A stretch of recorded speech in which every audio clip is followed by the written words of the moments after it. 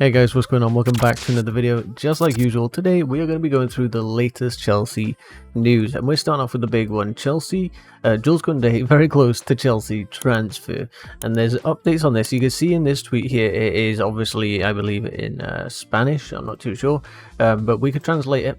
It says, Kounde is very close to being transferred to Chelsea. Except for a radical change, the English club hopes that the agreement will be closed next week. And obviously we're going into that week now as you guys are watching this. Xavi spoke with the player and convinced him to go to Barca, but Chelsea's bet more strongly. So by bets, I'm pretty sure the translation basically means our bid is higher, right? Whether it's the wage or the offer to Sevilla in the transfer fee, Chelsea are capable of offering more. And that's obviously kind of obvious considering where Barca are at financially, even though they keep pulling money out of somewhere. But Chelsea are looking strong, and I'm really hoping now that, okay, we took our time, we went and got Koulibaly in.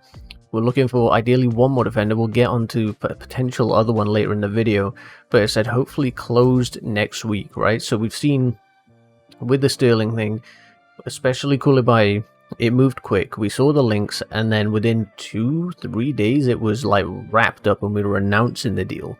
So I'm really hopeful that this one's going to go through the line. Kounde is probably my ideal choice now, right? Out of all the striker defenders left on the market, Kounde would probably be mine.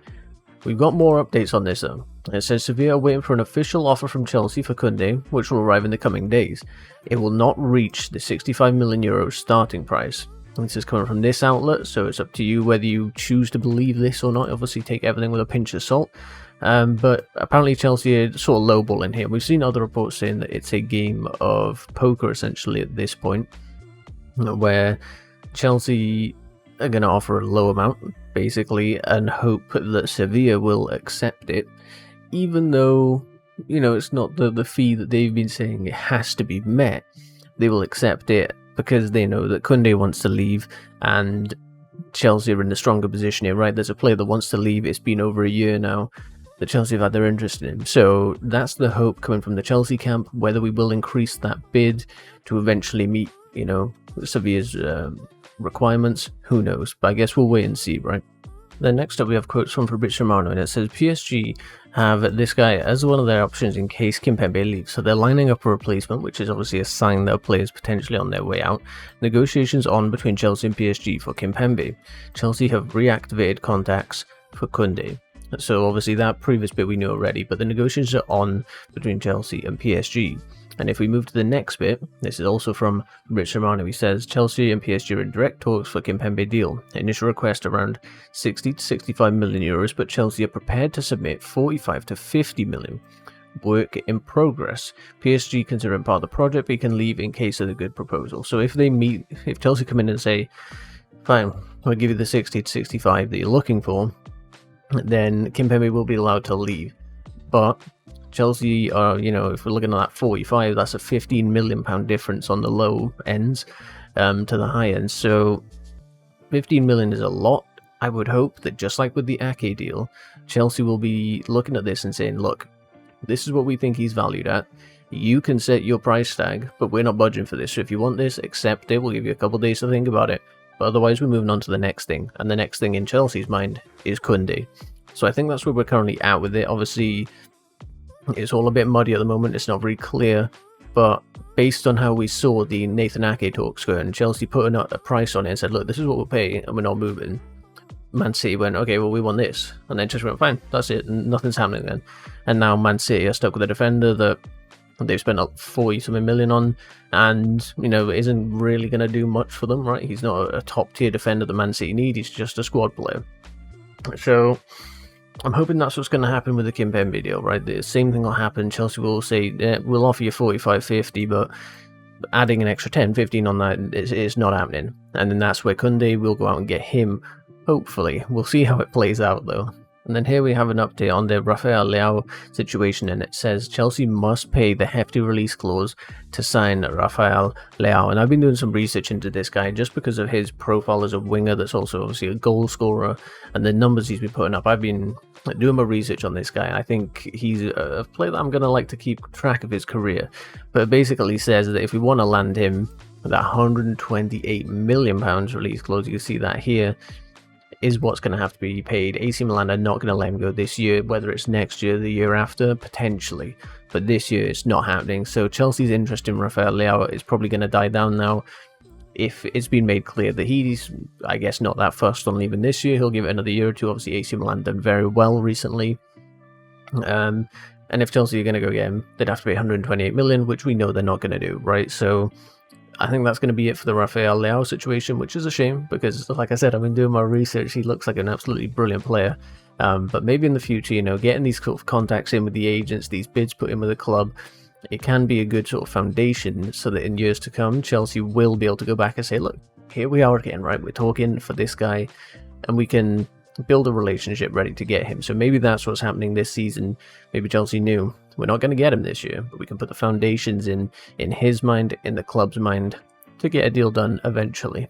Next up, we have a Spanish outlet reporting that Barcelona are very close to signing Cesar Azpilicueta. The club has everything agreed with the fullback, and the agreement with Chelsea could be in the offing. So this is sort of signaling that if this one's happening, it's going to happen this next week or so, right? This is probably when it's going to happen.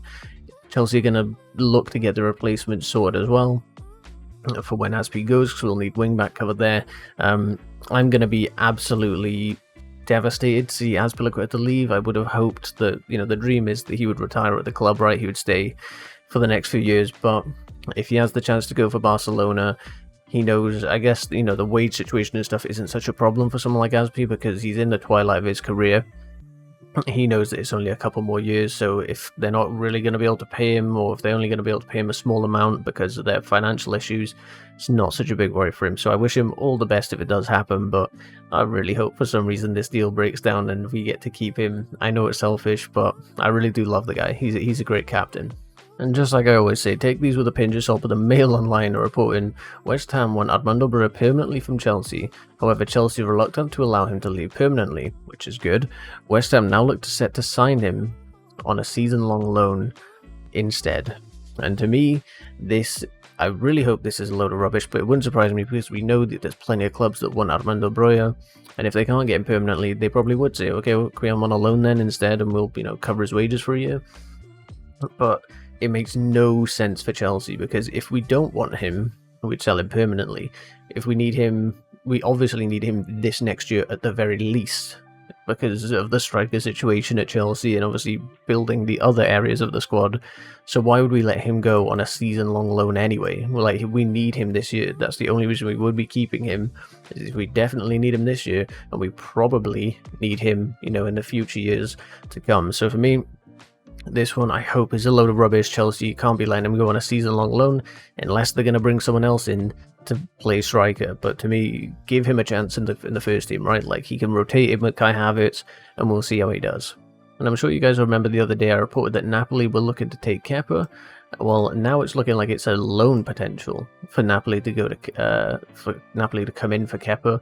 You can see this tweet here reporting it as well, but it says here, a loan move to Napoli is one of the options on the table for the Chelsea goalkeeper, according to reports. It goes on to list a bunch of other stuff as well, but basically, it could be a loan for him. And, you know, him going away on loan for a year wouldn't be the worst thing. You know, Mendy isn't the youngest keeper. Kepa's younger than him, so if we do plan on sticking with Kepa and hopefully building him back up to, you know, when we've seen him perform really well, then a loan could work.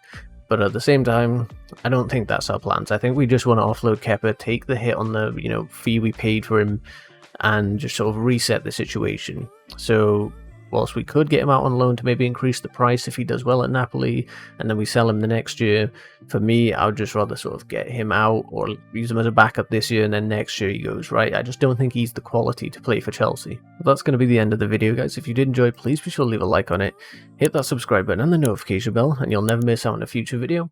Thank you guys for watching. I'll catch you on the next one. Goodbye.